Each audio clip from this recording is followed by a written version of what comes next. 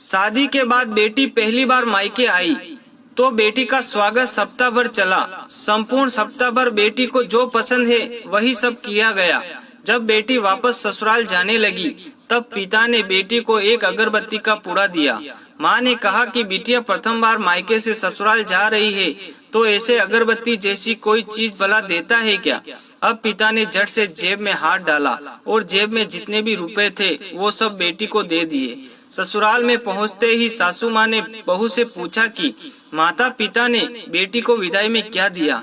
जब उन्हें अगरबत्ती का पुड़ा भी दिखा तो सासू माँ ने बहू को कहा कि कल पूजा में यह अगरबत्ती लगा लेना।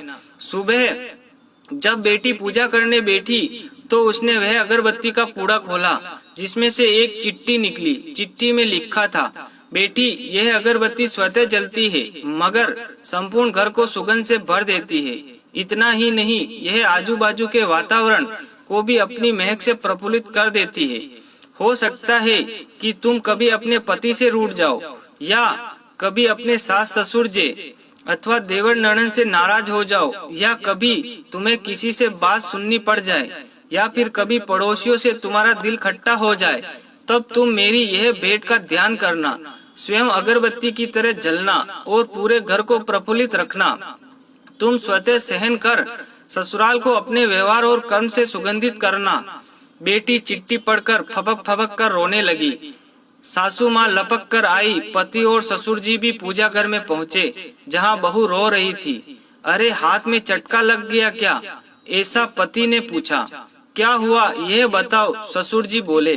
सासू माँ आजू बाजू में देखने लगी तो उन्हें बहू के पिता द्वारा सुंदर अक्षरों में लिखी चिट्ठी नजर आई। चिट्ठी पढ़ते ही उन्होंने बहू को गले लगा लिया और चिट्ठी ससुर जी के हाथों में दे दी। चश्मा ना पहने होने के कारण वजह से उन्होंने चिट्ठी बेटे को देकर पढ़ने के लिए कहा। सारी बात समझते ही संपूर्ण घर स्तब्ध हो गया। सासू माँ बोली, अरे यह चिट्ठी तो फ्रेम करानी है।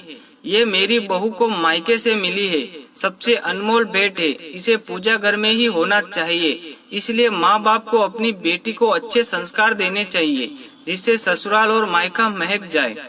इसलिए आप हमेशा जरूरतमंदों की सहायता करते रहो जिससे प्रभु जी भी आपका ख्याल रखे। ऐसी हमारी मनोकामनाएं पूर्ण करें। कहानी अच्छी लगी हो दोस्तों तो कमेंट में जरूर बताएं और कहानी को ज्यादा से ज्यादा शेयर करें। फिर मिलेंगे एक प्रेरणादायक छोटी सी कहानी के साथ। जय हिंद, जय भारत, जय श्री राम, जय बजरंगबली, हर हर महादेव। कहानी को ज्यादा से ज्यादा शेयर करें दोस्तों।